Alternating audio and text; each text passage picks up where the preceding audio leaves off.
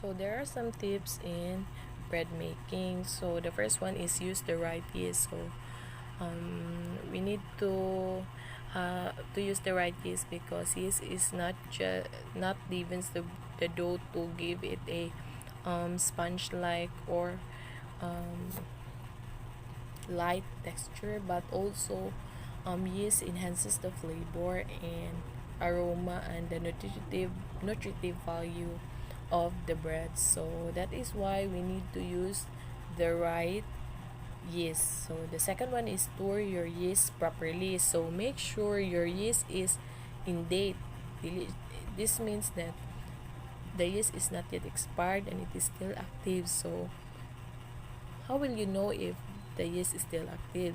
Simply, you will get hot water and you will put some yeast, and if it bubbles, then the yeast is still good and you can use it. But if not, you need to dispose it immediately and bought for a new one. So the next tip in making bread is treat salt with care. So most bread will require or include some salt, right? So in baking, salt enhances the flavor of the aroma of the um, bread, and also it balance the sweetness. So that is why it only requires small amount. And if it is too much, it will greatly affect to the flavor and the rising of the dough. That is why we need to use what is only required in the recipe and not too much to what is needed. The next tip is take your time. So the best results come when you give your dough the time it needs to rise. So in bread making, the main focus here is for the dough to be able to rise, for us to have a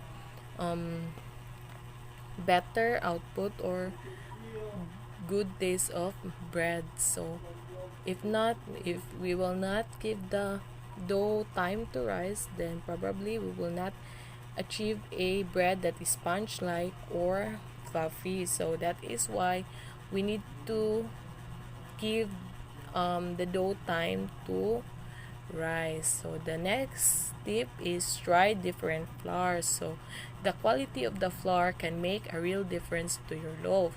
Different brands do vary. Extra strong or Canadian flours, which are naturally higher in gluten, may give you a better rise than standard bread flour. So in we all know that most well usually in bakeries they use standards, right? So brands do vary. We are aware of that brands do vary. So some of those branded flours or any product, it is costly, right? And mahal siya, expensive. But if you have the money at least, and it is only for family consumption, so we need to try another type of or brand of flour, because there's a possibility that the outcome or the taste of the bread is better than the standard one that bakeries and some bakers uses. So the next tip is measure carefully. So this tip is very important in every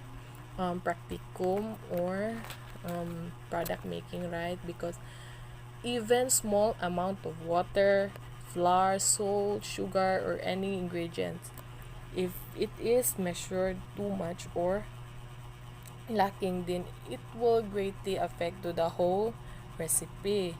Especially in baking, measuring carefully is very crucial, because I myself have experienced this one.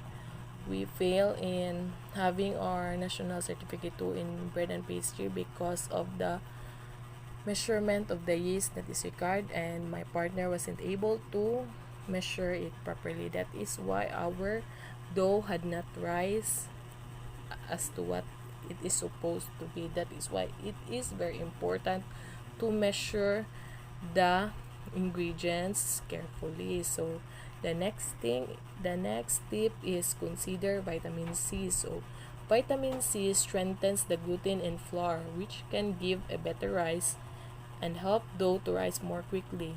you probably won't need it if you're making white bread, but if you make wholemeal bread and it doesn't rise as well, so whole you could try a little vitamin C, dili vitamin C na the tablet one, but vitamin C powder that is used in baking, mostly sa gawas siguro ni magamit no kay wholemeal bread man. But here I'm not sure if vitamin C is always used in the Philippines because I'm not familiar with this.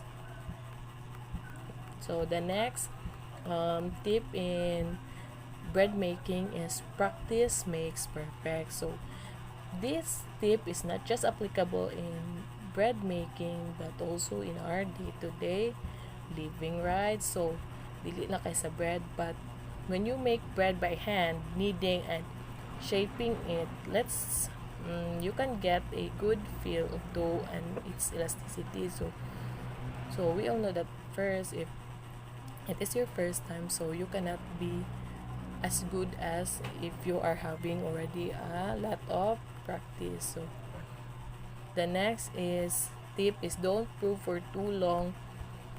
So mo ni pasabot nga, if the rising times vary according, so dili pud too much rising time that you will allow, but instead what is only required rising time, that is what you will follow, because unless it's in a cold place.